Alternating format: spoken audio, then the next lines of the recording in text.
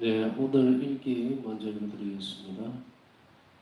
오늘 하나님의 사랑이 나를 다른 세계로 이끌고 갔다. 나는 온통 사랑 속으로 잠겨 들어갔다.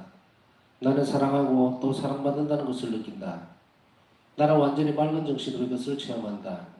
내 영혼은 하나님의 위대하심과 나 자신의 작음을 깨달으며 주님 속으로 잠겨 들어간다. 그러나 이 깨달음을 통해서 내 행복은 점점 더 커진다. 이러한 인식은 영혼 안에서 너무나도 생생하고 너무나도 강력하고 동시에 너무나도 감미롭게 젖어든다. 이제는 고통이 심하여 밤에 잠을 조금도 잘 수가 없다. 나는 모든 교회들과 경당들을 다 방문하여 아주 짧은 순간이라도 마음으로 성체조배를 한다. 우리 경당으로 돌아오면 하나님의 자비를 선포하고 하나님의 자비의 영광을 드리는 사제들을 위해서 기도한다. 나는 교황님의 지향을 위해서도 기도하고 죄인들을 위해서 자비를 얻어낸다. 매일 밤을 나는 이렇게 지샌다. 1938년 1월 20일 나는 누구에게도 곱씹어지지 않는다. 아첨은 견딜 수가 없다. 겸손은 진실일 뿐 진실한 겸손에는 굽실거림이 없다. 비록 나는 스스로 이 수도원에서 가장 비천한 사람이라고 생각하지만 한편으로 나는 그리스도의 정배라는 명예를 누리고 있다. 가끔 사람들이 나를 보고 교만하다고 해도 별로 상관하지 않는다. 왜냐하면 인간의 판단은 우리 행동의 동기를 식별하지 못한다는 것을 나는 알고 있기 때문이다. 나는 수도생활 초기에 수도서 생활이 끝나고 나서 특히 겸손해지기 위해서 노력했었다. 그때는 하나님께서 내게 허락해 주시는 훈력이 내게는 충분치 않았다. 그래서 나는 지나칠 정도의 열정으로 내 나름대로 더욱더 심한 굴욕을 찾아다녔다. 난 종종 장상들 앞에 실제의 나 자신과는 다른 모습을 보여주고 내가 잘 알지도 못하는 비천함에 대해서 얘기했다. 그러나 얼마 되지 않아 겸손은 진실 안에만 있다는 것을 예수님께서 내게 가르쳐 주셨다. 그때부터 나는 예수님 빛을 충실히 따르면서 나 자신의 생각을 바꾸었다. 나는 많은 영혼이 예수님과 함께 있기만 하면 예수님께서는 그 영혼이 잘못하는 것을 그대로 버려두지 않으신다는 것을 알게 되었다. 주님, 제가 어릴 때부터 늘 주님의 뜻을 따르려 했고 주님의 뜻을 알게 되면 언제나 그것을 수행하기 위해서 노력했다는 것을 주님은 잘 아십니다. 저희 마음은 제가 충실히 섬기는 성령의 영감에 늘 익숙해져 있었습니다. 아무리 지독한 소란 중에도 저는 하나님의 목소리를 들었습니다. 그리고 제 영혼 안에서 일어나는 일에 대해서 언제나 알고 있습니다. 나는 성덕을 추구한다. 그래야만 내가 교회의 유용한 일꾼이 될 수 있기 때문이다. 나는 덕을 실천하기 위해서 계속 노력하며 예수님을 충실하게 본받기 위해 노력한다. 나는 침묵으로 숨어서 실천하여 사람들이 거의 알아볼 수 없지만 크나큰 사랑으로 매일 내가 실천하는 일련의 특행들을 모든 영혼들의 공동 유익을 위해서 하나님 교회의 보고에 맡겨놓는다. 난 내적으로 마치 내가 모든 영혼들에 대해서 책임 있는 것처럼 느낀다. 나는 내가 자신만을 위해서 사는 것이 아니라 교회 전체를 위해서 산다는 것을 잘 알고 있다. 오, 우리들의 이해력을 초월하시는 하나님, 제가 주님 자비의 신비 속으로 들어갈 수 있도록 허락하셨기에 저희 마음은 기쁨으로 넘쳐 흐릅니다. 모든 것이 주님의 자비로 시작되고 모든 것이 주님의 자비로 끝납니다. 모든 은총이 자비로부터 흘러나오며 마지막 시간에 우리를 위해 자비가 흘러넘칠 것이다. 아무도 하나님의 선하심에 대해서는 의심을 품지 말아야 한다. 비록 어떤 사람의 죄가 어두운 밤과 같이 검다고 해도 하나님의 자비는 우리 존재의 비천함보다 훨씬 더 강하다. 필요한 것은 다만 한 가지뿐이다. 죄인이 자신의 마음의 문을 조금이라도 열어놓아서 하나님의 자비로운 은총의 빗줄기가 들어갈 수 있게 해야 한다. 그 나머지는 하나님께서 다 해주실 것이다. 그러나 마지막 순간에도 하나님의 자비의 문을 닫아버리는 영혼은 참으로 불쌍하다. 바로 이런 영혼들이 올리브 동산에서 예수님을 죽은 것 같은 슬픔 속으로 밀어넣은 것이다. 하나님의 자비가 흘러나온 것은 바로 지극히 자비로우신 그분의 성심이다. 1938년 1월 21일 예수님, 만일 주님이 없다면 고통을 받는다는 것이 말할 수 없이 힘겨운 것입니다. 그러나 십자가 위에 팔을 벌리고 매달려 계시는 예수님, 제게 힘을 주시고 언제나 고통받는 영혼에게 가까이 계시는 것은 주님이십니다. 피조물들은 고통을 당하면 남을 저버릴 것입니다. 그러나 오 주님, 주님은 충실하십니다. 사람이 병에 걸리면 구약 성서에 나오는 욥의 경우와 같은 일이 자주 일어난다. 사람이 움직여 돌아다닐 수 있고 일을 할 수 있는 한 모든 것이 좋고 훌륭하다. 그러나 하나님께서 병을 보내주시면 이러지란 이유로 친구가 적어진다. 그래도 친구들 중 몇 명은 당분간 곁에 남아 우리의 고통과 다른 것들에 대해서 관심을 가져준다. 그러나 하나님께서 만일 오랫동안 앓는 긴 병을 보내주신다면 그 충실하게 남아있던 친구들까지도 점차 우리 곁을 떠나가게 된다. 그들이 우리를 찾아오는 발걸음은 점차 뜸해지고 그들의 방문이 오히려 고통을 안겨다 준다. 우리를 위로해주는 대신 그들은 어떤 문제에 대한 일로 우리를 책망하기 시작하는데 그것은 상당히 고통스러운 것이다. 그래서 욥처럼 영혼은 혼자가 된다. 그러나 다행인 것은 사실 그 영혼은 혼자가 아니라는 점이다. 성취하신 예수님이 그와 함께 계시기 때문이다. 위에 말한 것과 같은 고통을 맛보고 온 밤을 쓰러림으로 지새운 후 다음날 아침에 데오도르 원목 신부님이 나에게 성체를 모시고 왔을 때 나는 어서 오십시오. 저 진실하고 유일한 친구시여라고 목청껏 소리지르고 싶은 것을 온 힘을 다해 참아야 했다. 영성체는 나에게 고통을 받을 힘과 싸울 수 있는 힘을 준다. 내가 체험한 것을 한 가지 더 이야기하고 싶다. 하나님께서 건강도 주시지 않고 죽음도 주시지 않을 때, 그리고 이런 상태가 몇 년 동안이나 계속될 때 주위 사람들은 이런 상황에 익숙해져서 그 앓는 사람을 병자라고 인정해 주지 않는다. 그러면 온통 침묵의 고통이 시작되는 것이다. 그 영혼이 얼마나 많은 희생을 치르는지는 하나님만이 아신다. 한 번은 저녁때 몸이 너무나 아파서 내가 침실까지 제대로 갈 수 있을지 걱정스러웠다. 그때 보좌 수녀가 나를 보았다. 그는 첫째 가대 수녀 중의 한 명에게 어떤 메시지를 가지고 객실로 가라고 설명을 하던 중이었다. 그런데 그는 나를 보더니 그 수녀에게 말했다. 아니에요 수녀님, 이제 수녀님이 갈 필요가 없어요. 비가 몹시 오니까 파우스트라 수녀를 보내도록 하지요. 나는 좋습니다라고 대답했다. 그러고는 그 메시지를 가져다 주었다. 그러나 이 모든 것은 하나님만이 아신다. 이것은 많은 사건들 중에 단 한 가지 예에 불과하다. 때때로 둘째 가대 수녀들은 돌로 만들어진 사람으로 여겨지는 것 같다. 그렇지만 그들도 마음과 감정을 가진 인간이다. 이런 때에는 하나님께서 우리를 구해주러 직접 오신다. 그렇지 않으면 영혼은 이런 십자가를 칠 수 없을 것이다. 이런 십자가들에 대해서 나는 아직 기록한 적이 없었고 지금은 쓸 마음도 없다. 그러나 내가 이런 것을 적어야 한다는 영감을 느끼면 그때 이런 것들에 대해서 기록하겠다. 오늘 미사 시간에 나는 고통받으시는 예수를 배웠는데 십자가 위에서 죽어가시는 것 같았다. 그분은 내게 말씀하셨다. 내 딸아, 내가 너를 위해서 어떤 고통을 받았는지를 자주 묵상하여라. 그러면 네가 나를 위해서 당한 그 어떤 고통도 그렇게까지 크게 보이지는 않을 것이다. 네가 나의 슬픈 순환을 묵상할 때 너는 나를 가장 기쁘게 해준다. 너의 작은 고통들을 나의 슬픈 순환에 합치시키라. 그러면 그 작은 고통들은 나의 의미로움 앞에서 한없는 가치를 가지게 될 것이다. 예, 오늘은 여기까지 읽겠습니다. 오늘은 일기를 묵상하면서 한 가지 의아스러운 점이 있어서 아직 이게 대한 해답을 찾지는 못했습니다. 어떤 것이냐면은 바울사 성녀가 당신의 체험한 것을 얘기를 하면서 환자들에 대한 입장을 많이 드러냅니다. 물론 환자니까 고통과 연관이 되어 있죠. 근데 바울사 성녀는 이때 몸이 얼마나 아팠는지에 대해서는 하나님만이 아신다고 할 정도로 아주 지독한 고통에 시달리고 있었음에도 불구하고 또 다른 한편으로 이해가 가지 않는 것은 같은 수녀원에 살고 있는 사실 수녀원의 그 공동체 전체가 몇 수천만 명이 되는 것도 아니고 아마 이때만 하더라도 그렇게 많지 않았을 거라고 생각을 하는데 불과 수십 명의 수녀님들 중에서 바울사 성녀가 오랫동안 아프다는 사실에 대해서 모른다는 사람은 없었을 텐데도 불구하고 참 이해하기가 힘든 것이 이것을 너무 이렇게 뒤집어 버리면 수녀원에 그렇게 차별이 많느냐 또 그렇게 무시를 많이 당하느냐 이런 식으로 돼 있을 수도 있어요. 오늘 이제 일기 마지막 부분에 보면은 첫째 가대라는 말과 가대 수녀라는 말과 또 두 번째 가대 수녀라는 말이 있는데 어쩔 수 없어요. 제도적인 것이기 때문에 첫째 가대에 있는 수녀들은 좀 이렇게 존중받던 입장이었고 둘째 가대 수녀들은 보통 보면 허들에 일어나는 그런 수녀의 입장이에요. 같은 수녀라 해도 그것을 제도적인 결함이냐 아니면 사회상이냐 이것을 지금 부당하다 옳다 그르다를 말씀드리고 싶은 것이 아닙니다. 시대에 따라서는 다 그렇기 때문에 그 시대에는 그랬거니 하고 넘어가는 거예요.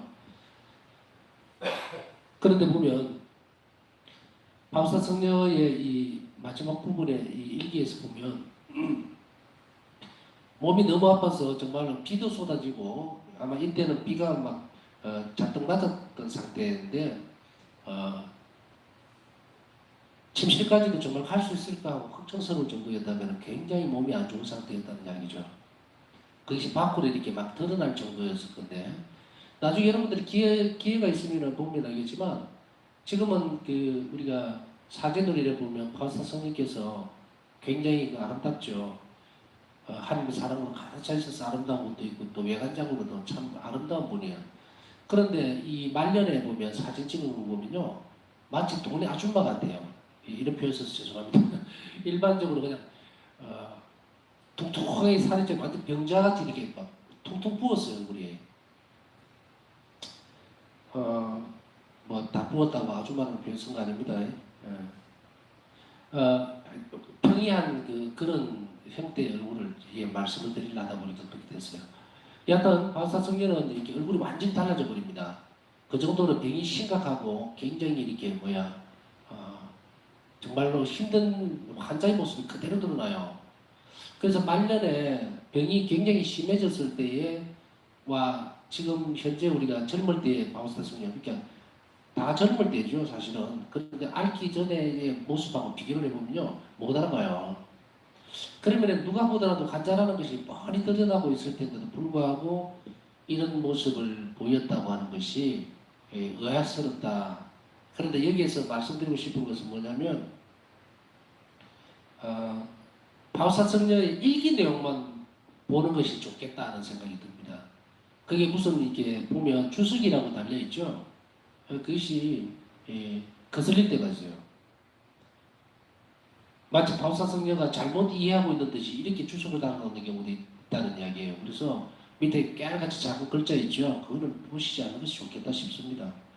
제가 이제 오늘 느낀 거는 그런데 몇몇 군데 틀린 거나 이런 것이 있기는 한데 그걸 보면서 괜히 의아스러워질 필요는 더 없습니다. 그 주석이라고 하는 것이 그런 것에 대해서 일기에 대해서 주석을 한 것이 사실은 없어요. 일기 자체를 주석할 수 있는 것이 너무도 힘듭니다. 근데 이제 상황을 조금 설명하고 있다는 건데 일단은 이 뒷부분에서 보면 이런 부분들이 나오죠. 얼마나 병이 심각하고 아팠으면은 바우사 성녀가 구약에 나오는 욥 같은 경우. 그래서 첫째로 우리가 오늘 이 바우사 성녀 일기 전체를 보면서 바우사 성녀는 참 고통스러웠겠구나. 이렇게 큰 아픔을 겪겠구나. 너무 힘이 드니까 밤새도록 잠을 한숨도 자지 못했다. 이 대목이 해서 잠깐 멈췄어요.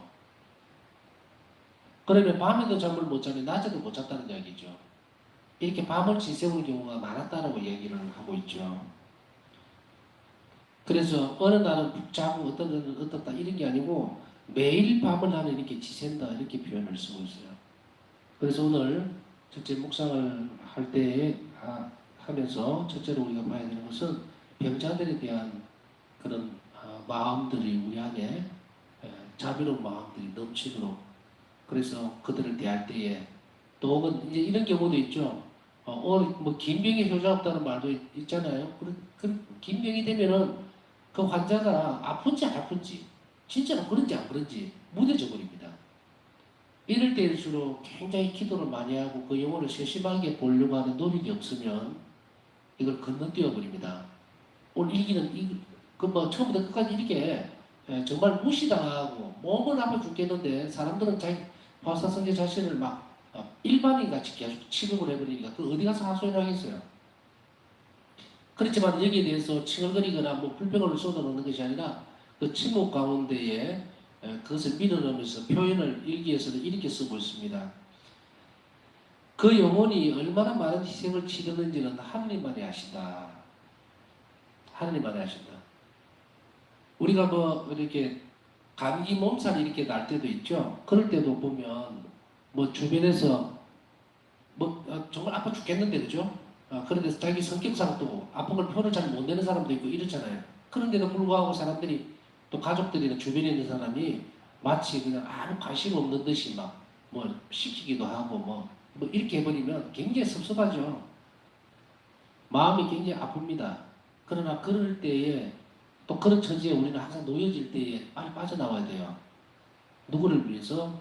교회를 위해서 하나님께 공헌하고 빠져나와야 됩니다.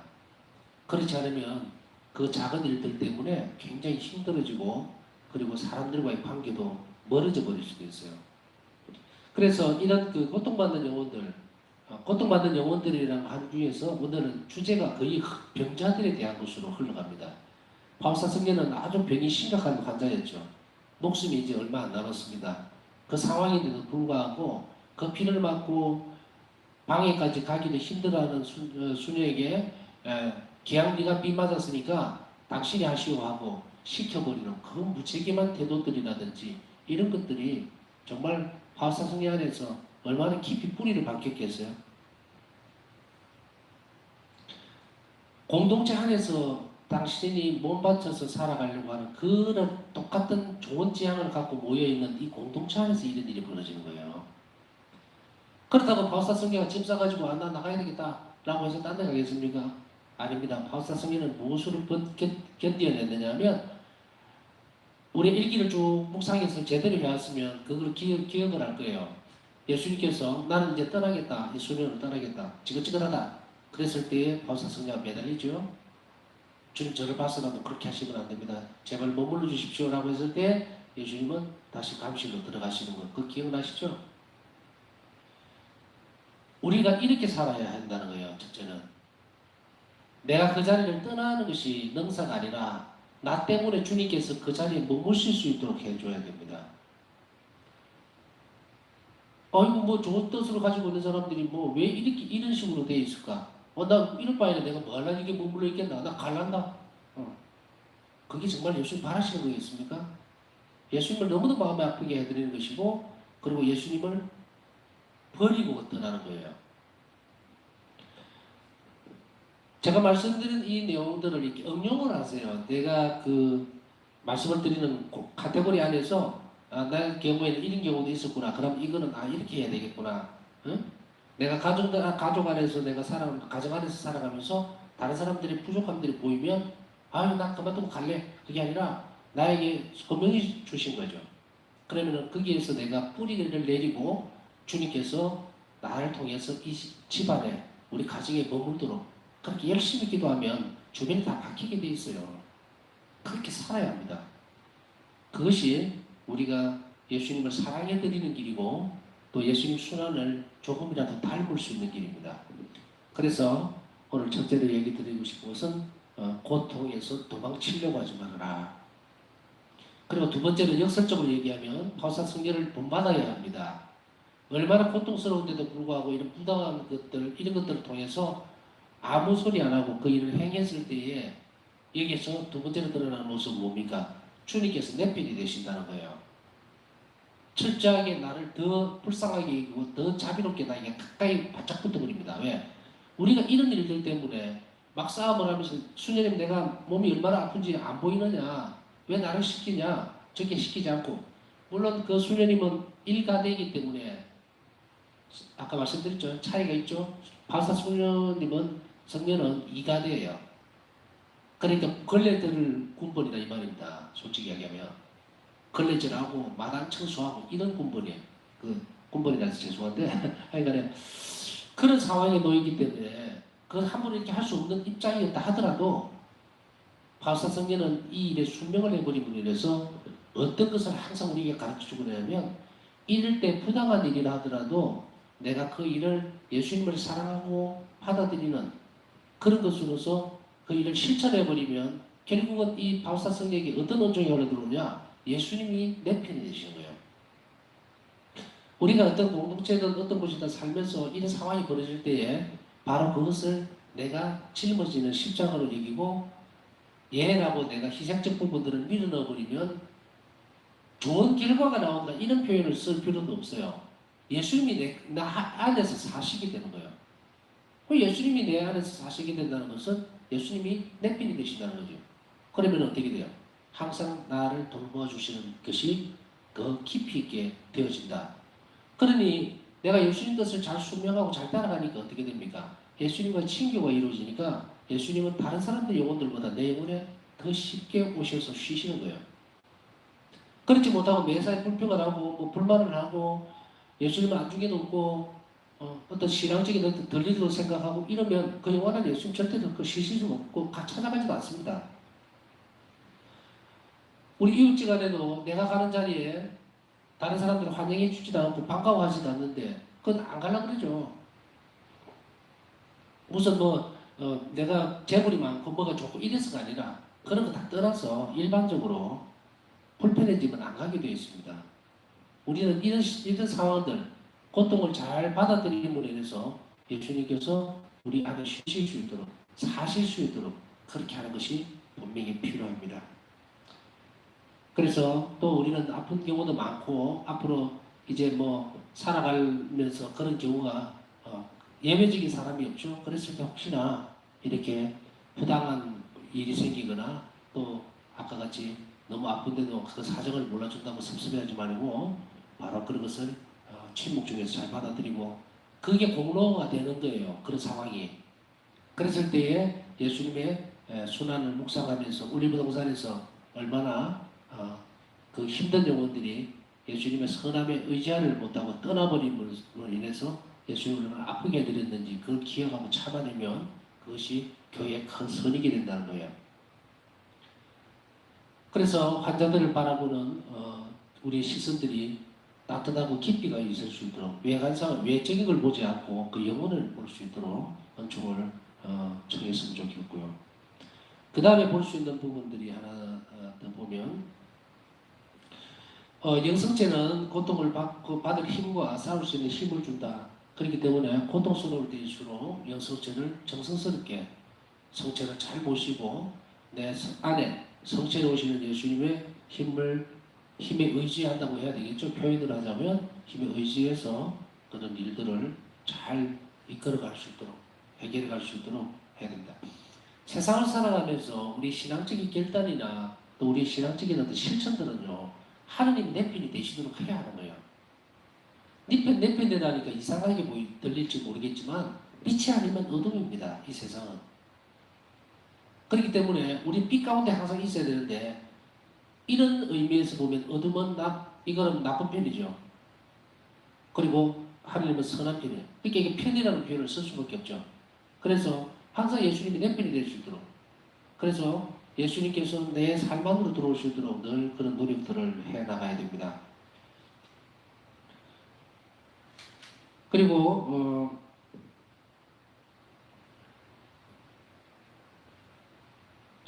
정말로 중요한 부분들일 수도 있습니다. 이 부분도 뭐 아까 앞에서 설명해 드릴 거나 혹은 바울사서 일기를 쭉 지금까지 해오면서 그럼 나는 왜 이렇게 자꾸 애를 쓰고 다른 사람들보다 기도도 더 해야 되겠고 또 여러 영혼들을 위해서 미사도 넣고 뭐도 하고 해야 되는가 라고 했을 때에 그것은 뭐냐면 우리가 창조된 목적이 그것이기 때문이에요.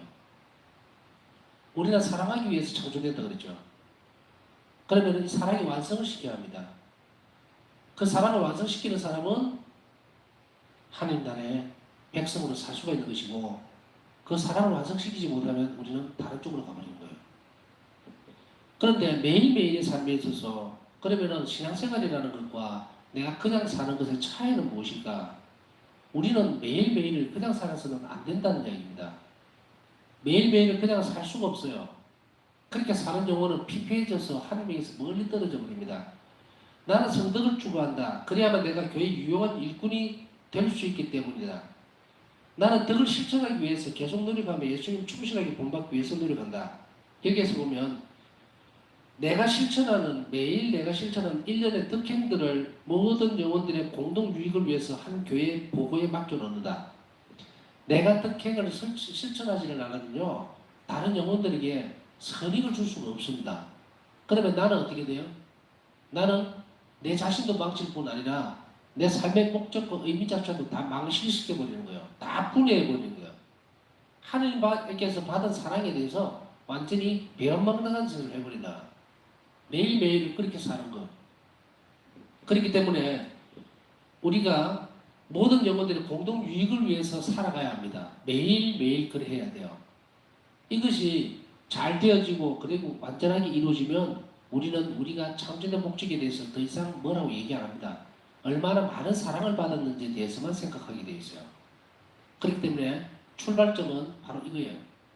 매일매일 덕행을 쌓아가려고 하고 충실하게 그리고 이것은 목적은 뚜렷해야 합니다. 물론 궁극적으로는 그 목표가 하나님 사랑 안에 완전하게 결합되는 거지만 현실적인 부분에 있어서는 다른 영혼들의 선익을 주기 위해서 내가 하루하루를 살아가야 된다는 것을 분명하게 알아야 됩니다. 그래서 그 삶의 목적은 자비로운 행위라고 이렇게 표현할 수 있죠. 그게 맞아요. 그러나 그것을 세분화시켜보면 다른 영혼들에게 선익을 주기 위해서 나는 매일 살아가야 될 책임이 있는 거예요. 그것을 피하거나 회피할 사람은 아무도 없습니다. 이 땅에. 그것을 비켜간다면 난 하나님하고 등지고 살겠다 이 말이에요. 그리고 이렇게 사는 영혼은 매일매일이 늘 주님 안에서 새로워지게 되어 있습니다. 그 성령의 역사예요. 왜 세상을 살아가면서 이게 뭐 이게 사람 사는 건가? 뭐 무슨 의미가 있나? 이 사람들 지금 이런 삶으로 넘어오지를 못해서 이런 상태에 머물러 있는 거예요. 하느님 안에서 매일 새롭게 갱신되는 삶은 늘 밝은 빛이고 희망이고 기대에 가득 차야 합니다. 어떤 사람이 내일에 대한 미래에 대한 희망도 없고 또 기대감도 없을 때는 바로 여기가 잘못되어서 그런 거예요. 나는 내가 자신만을 위해서 사는 것이 아니라 교회 전체를 위해서 산다는 것을 잘 알고 있다. 이거 우리가 세 번째로 묵상해야 될 내용입니다. 우리는 자신만을 위해서 사는 거 아닙니다. 자신만을 위해서 사는 것이 아니라 교회 전체를 위해서 산다는 것. 이거 금방 이야기했듯이 다른 영혼들, 내가 덕성을 쌓을수록 많이 쌓을수록 많은 영혼들이 구원된다는 것. 그런 분에서 난 교회에 쓸모있는 사람이 되어야 된다. 여러분 한 명 한 명들은 다 귀한 사람들입니다. 그러나 그 귀한 사람들이 쓸모있는 사람이 돼야 돼요. 쓸모있는 사람이 된다는 것은 매일 자기 수련을 통해서 덕성을 키워나가고 그로 인해서 많은 영혼들에게 선익이 돌아갈 수 있도록 만들어주는 거예요. 그거예요. 그것을 멈춰버리면 쓸모없는 사람이 돼요. 쓸모없다는 것은 세상에 뭐 그런 의미가 아니고 교회에 유익하지 못한 사람이 되어버립니다. 그렇다고 해악을 끼치는 사람이냐? 그렇게 표현을 끌고 갈 필요는 없죠. 뭐 그런 표현을 제가 쓰고 싶지는 않고 하여간 유익한 존재가 되지는 못해요. 그래서 자신만을 위해서 사는 것이 아니라 교회 전체를 산다는 것을 잘 인식하고 살아가는 것이 중요합니다. 제가 이렇게 말씀드린 것들 전부 기도하고 다 연결이 되어져야 합니다. 세시기도든 또 성시간을 하든 이건 나 자신을 위해서만이 아니라 이웃을 위해서 교회를 위해서 이 시간을 내놓아야 합니다. 그 다음에 끝으로 하나 더 찾아볼 것은요. 겸손은 진실 안에만 있다는 것을 예수님께서 내게 가르쳐 주셨다. 이 말은 뭐냐면 우리가 진실하게 살도록 말해야 됩니다. 자기 삶의 진실대로는 노력해야 되고 입에 아첨을 달고 있거나 거짓말을 하거나 좋은 게 좋은 거라고 얼렁뚱땅 사람들 사이의 관계에 두리뭉실하게 넘어가는 것은 안 됩니다. 그것은 아무짝에도 쓸모가 없어요. 그것은 진실을 은폐해버리는 겁니다. 어떤 사람들에게 있어서는 정말 저 사람 참 사람이 좋네, 이래도 좋고 저래도 좋고 줏대가 없는 사람이에요. 진리는 항상 뭔가 편가르기를 해버립니다. 편가르기를. 왜냐하면 아까 얘기했듯이 이 세상의 모습들은 빛이 아니면 어둠입니다. 그 중간에 어스름한 것은 없어요. 그렇기 때문에 빛 가운데 서게 되면 어둠이 갈라져 버리기 때문에 때로는 아플 때도 있고 또 때로는 교만하다고 이야기를 들을 때도 있고 또 정말 너무 냉정하다는 소리를 들을 때도 있고 이 아픔을 바울사 성녀도 똑같이 겪었어요. 그렇기 때문에 바울사 성녀가 이렇게 표현을 하고 있죠. 처음엔 견딜 수가 없다. 난 누구에게 굽실거리지 않는다. 여기서 잘못 생각하면 아이고 얘 자꾸 굽실거리고 아첨하고 이러는 것을 안 하면은 목이 뻣뻣하게 해가지고 사람의 뭐 안중에도 없고 이런 이야기를 하는 게 아니에요. 내용 면에서 그렇다는 이야기예요. 내용 면에서 진리와 진리가 아닌 것을 분명하게 구별해낼 때는 강해져야 돼요.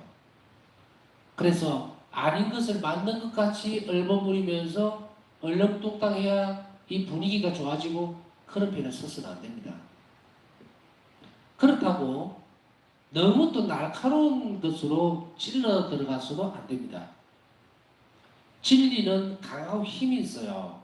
그렇지만 항상 자비로운 마음으로 해야 합니다. 그것이 오늘의 정설이에요.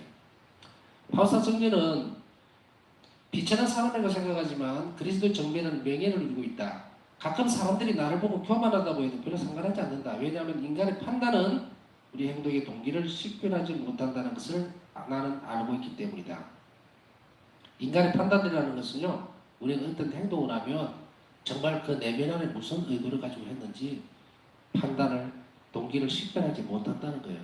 그것을 봐서 성경은 알아들어야 돼요.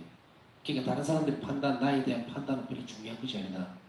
내가 예수님을 사랑하고 자비로운 동기가 되어지면 더 이상 부끄러워할 것도 없고 망설일 것도 없어요. 타협할 것도 없고. 그러나 우리가 항상 염두에 둬야 되는 것은 모든 동기는 자비로워야 된다는 거예요. 진실이라고 하는 것은 바로 자비 자체입니다. 그것이 있을 때는 우리가 쓸데없이 안척을 하고 그것을 하기 위해서 쓸데없이 굽실거릴 필요는 전혀 없다는 이야기입니다. 왜냐하면 우리 한 명 한 명은 주님께서 너무도 사랑하시는 영혼들이기 때문이에요. 그러니까 니는 높고 나는 낮고 이런 게 없습니다. 오히려 스스로 비천한 상태를 고백함으로 인해서 하나님의 사랑받는 영혼이라는 것을 우리는 잘 기억하면서 적어도 우리가 진리를 올가매게 전파하고 그리고 하나님 안에서 정말 자비로운 영혼이 될 수 있도록 우리가 청하면서 하나님께 기도해야 되겠습니다. 아까 말씀드린 대로 이 시간에는 또 병자들 위해서 함께 기도해 줬으면 좋겠습니다.